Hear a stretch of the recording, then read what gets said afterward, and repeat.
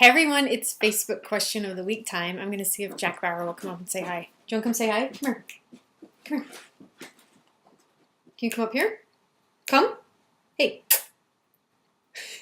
Maybe not. Come here. Up. Come. Up. There we go. Say hi. Okay. Can you speak? No? That's it. Okay. Guest appearance from Jack Bauer. Yay.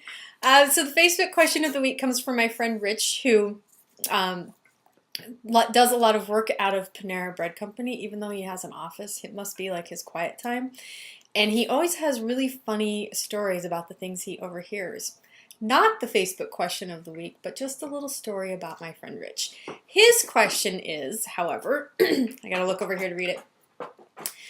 A couple of clients we started doing inside sales work for have spoken to us about running the prospect list through LinkedIn as part of the other work we're doing for them.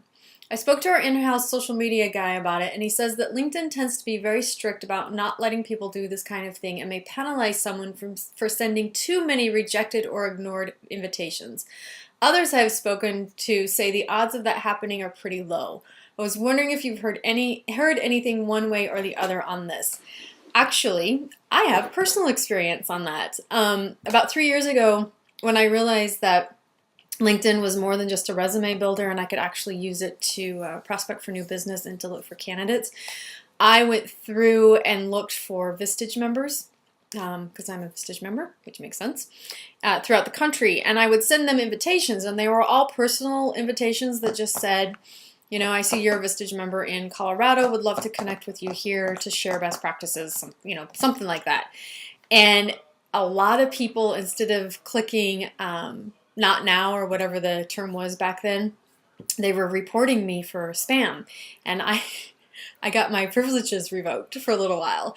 So even though it was personalized, they, and granted it was 3 years ago, so it was probably, if that happened now, people would probably be a little more savvy about it. But 3 years ago, they were like, I don't know this person, I don't want her contacting me, and this is my private space. So from a personal perspective, they will find out and they will revoke your privileges.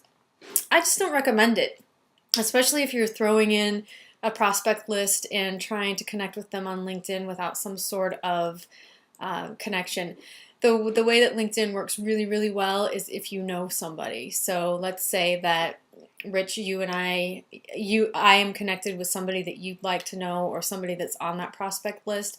In that case, then you would say, hey, I'd really like it if you introduced me to so-and-so and so-and-so because they're on this list for a client. And that's sort of how it works. And, you may not get found out, but I wouldn't take the risk. So there you have it. I hope that helps.